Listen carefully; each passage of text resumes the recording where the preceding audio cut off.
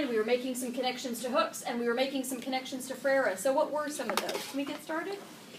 Who wants to begin the conversation? Naomi, go ahead. Well, it connects to Einstein because he believes in serving the Commonwealth, and like so does Catherine Sullivan. The common good, very good. How about Freire? Would Freire also agree with that? What do you think? Is Freire also interested in the common good? Yeah, he's interested in social transformation. Very good. How about Hooks? Where were the connections that we saw with Hooks? Yeah, go ahead. It's like teaching's like a sacred vocation. Yes. Sullivan uses like the zeal, the charity, humility, and purity. Good. And confidence we have. Good. Wonderful. So that connection to Hooks, you need to make sure you have that. So it's a good thing you have those in your notes. Those 5 characteristics that Tyler has just named for you, you need to have them. The connection between the sacred vocation of teaching in Hooks' text and Sullivan's, you need to have that. Ladies and gentlemen, I'm going to take some of the mystery out of your life. I will be looking for super specifics on Monday. If you're doing the glossing thing, it will not go well for you on Monday. I'm just going to be honest with you right now. If there's a definition that we've had in class, you need to know it. If there is a term that we've had in class, you need to talk about it. And you will be asked very, very specifically to make connections between your texts. So ladies and gentlemen, and I'm just putting this out there, if you've been generalizing and glossing in your studying, you've got one more chance to bring your exam grade up, and that is Monday. So whatever's been working or not working for you, you need to change things up for this next exam, and this next one is going to be super specific. So if you're not putting that time in, you're going to have trouble. So please make sure you're able to do that, all right? When we were looking at, where was also the connection to Einstein as well, we were talking about the efforts. What is the connection we made there, Denzel? What was the connection to Einstein there? We had it on the first page of her text. We circled it.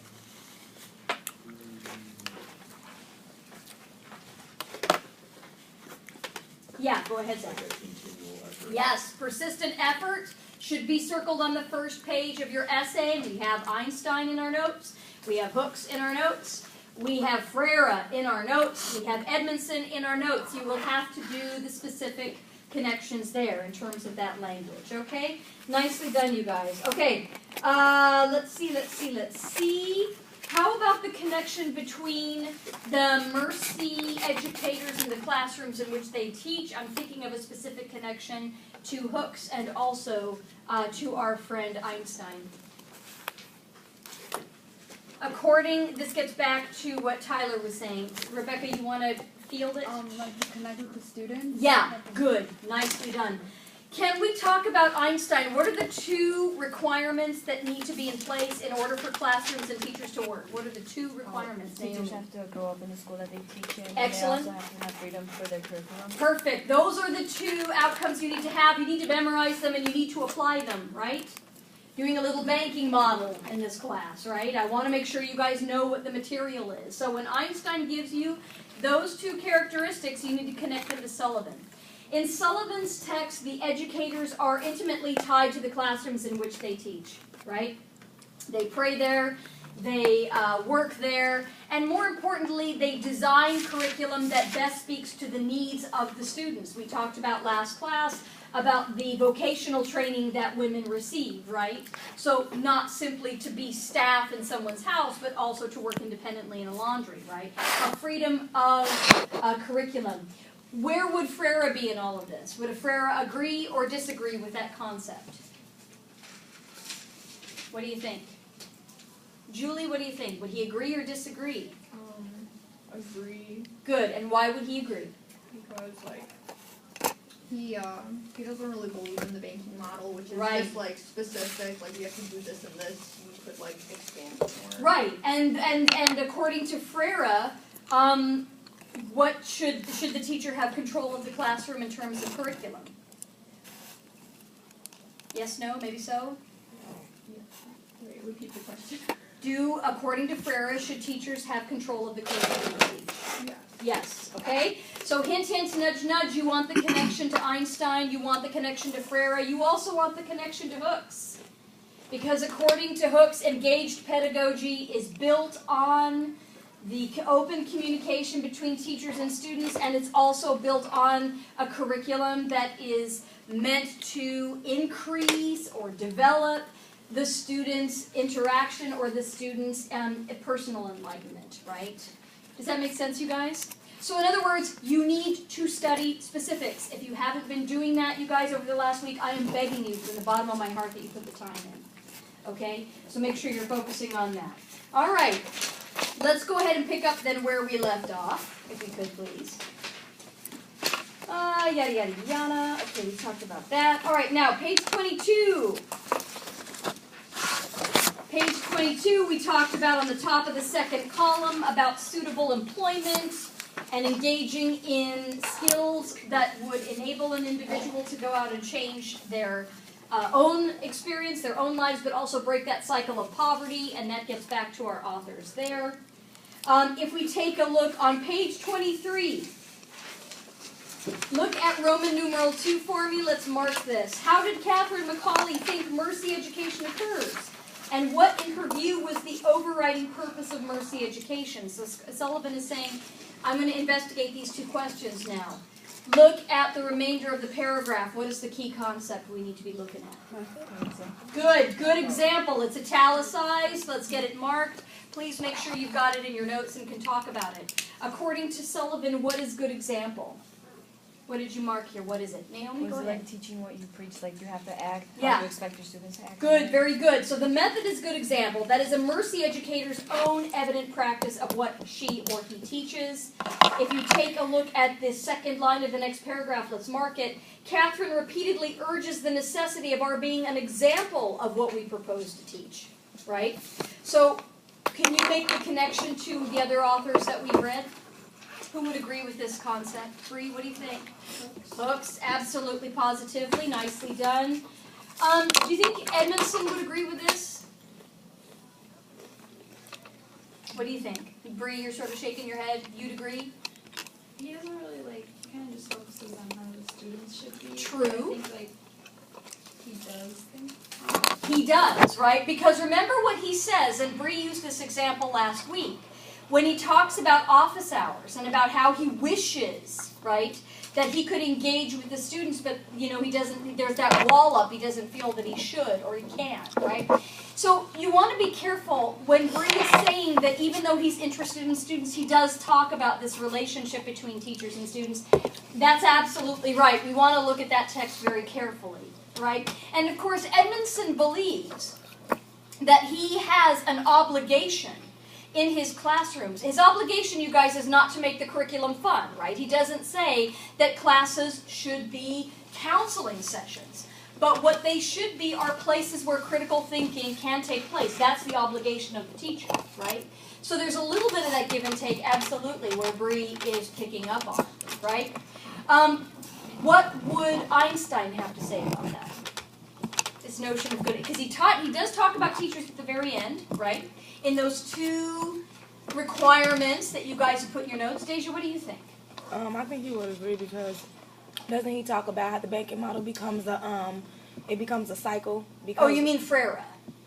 Yeah. Okay, so Freire does? Yeah. Absolutely. Freire talks about teachers having to model that. Absolutely right.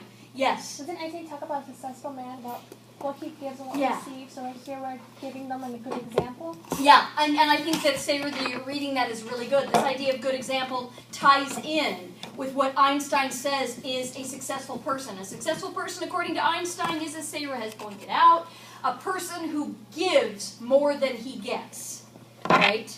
That's what a successful person does. And if we recall from our Einstein that teachers and schools, remember he's more interested in schools than he is particularly with teachers, but he says schools have an opportunity to model, right, proper modes of thinking. Remember, according to Einstein, it's the job of the schools to create harmonious, well-rounded individuals, right? If we think about this, and I just want to make sure we have this, what are the three motivations that Einstein outlines in his text? Naomi? Fear, ambition, and pleasure and work. Good. Fear, ambition, and pleasure and work. You need to have all those three. You need to apply all of those three. Please make sure you've got them in your notes. According to our friend Einstein, What is the problem with fear and ambition? Isn't, for example, ambition a good thing? Yeah. But when does it become dangerous? When like everyone competes and like society can't develop. Right, and it becomes unnatural competition, right? So what Einstein says is that in the classrooms, right, the school should create these environments where we sort of negate the kinds of behavior we do not want to see in the world, and we model that which we do.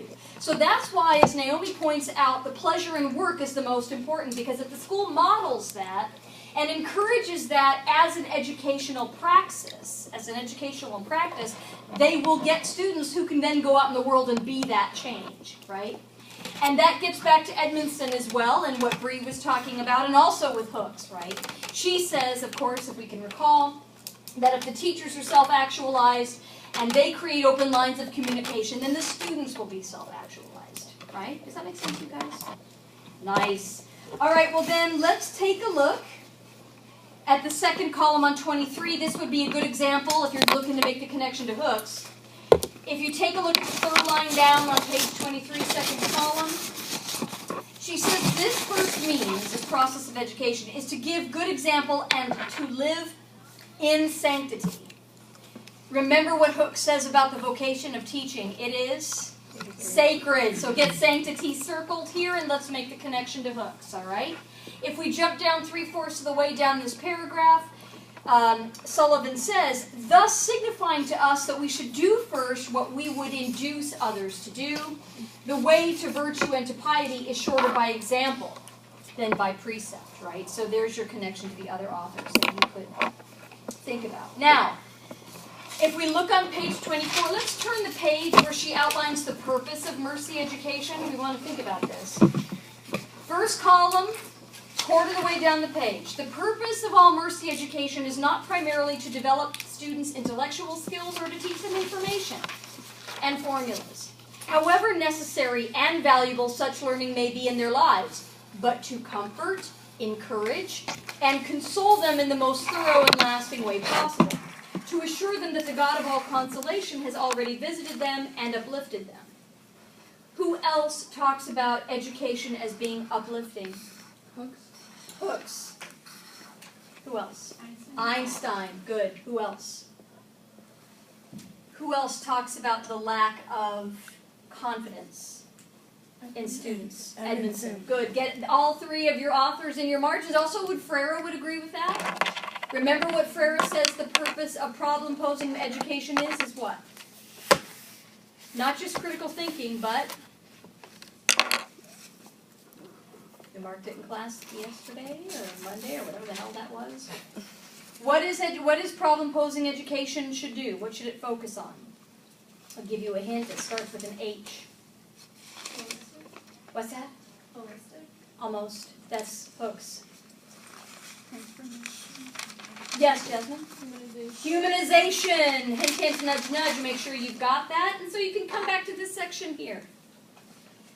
All of your authors are saying, remember, that education should make us all better human beings at some level. It should make us more enlightened, and it should encourage us to rethink our positions, to think very carefully about our place in the world, and then to do something about it. Nicely done, you guys.